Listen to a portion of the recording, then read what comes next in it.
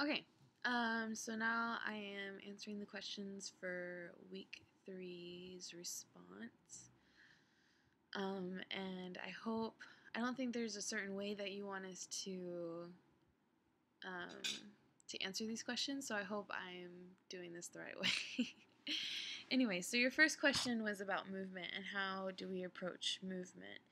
And automatically in my mind, I thought of how I approach my technique classes. Um, I love moving all the time, anytime. Well, we do move anytime because we're always breathing. But in technique class, I love taking the teacher's movement and making it my own, adding my little nuances and discovering how the movement works the best with my body or when it feels the best within my body.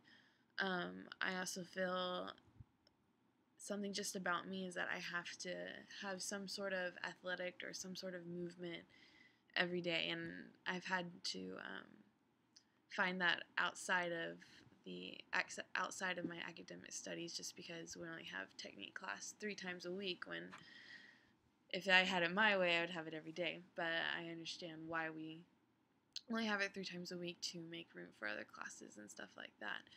But one of the other questions was just about how I create movement.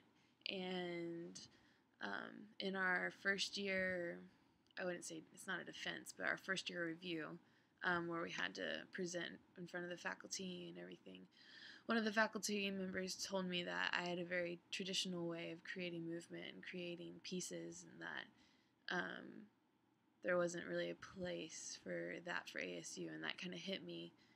And I've been thinking about it all summer long, and so I'm creating a piece this semester that is different from my original way of creating movement. I come from a very traditional studio background, and so it was all about technique, and the choreographer makes the movement, and the dancers do it the way the choreographer wants it. And throughout my undergrad, and I thought the first 2 semesters, I've been experimenting more with collaboration with my dancers and working with them, but apparently I still have some more room to grow. And so I'm trying to experiment a little bit with this new piece that I'm creating, and really giving a lot more liberty to the dancers, and also just not, I guess, demanding what they should be thinking or feeling, but let the emotion just kind of come out.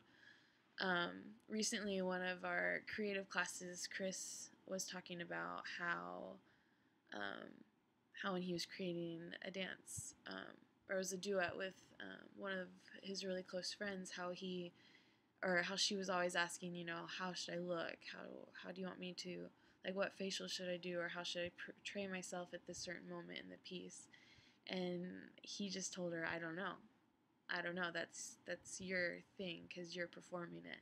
And that really hit me, because if one of my dancers asked me that, I would tell them like what I should do, or I would tell them what I would do in their case. But they aren't me and I'm not them, and so I kind of see how that could limit the realness and the rawness in a performance. And so I'm trying to branch out a little bit this semester and just kind of be not so comfortable in my creating movement. But that's one of my biggest passions, is I love just creating movement and whatever inspires me. It doesn't have to be something huge, but I just love moving and creating new ways and new pathways to move within my body. Um, the third thing that I wanted to talk about in, like, what I'm enjoying or what has stuck out within my academic studies is, or what I've grown, I guess, is just going deeper into things and asking more questions. I felt like when we first got here, our first semester, that's basically all we did, was just ask questions about ourselves and our practice and what we do and why we do it, and just why. And I think it really has helped me develop a habit of asking why. Not necessarily that I can answer all the questions right now, but it has helped me just kind of establish that habit. For instance, when I first came into grad school, I still have this passion for for different cultures, and especially different dance cultures, and how or why those cultures started dancing, or why they do the things they do, and how that relates to each other, and how all different dance styles and genres relate to each other, and that our intent is most of the time really alike. And I talked last semester in that 1 year presentation thing about how I like to integrate the styles and the movements.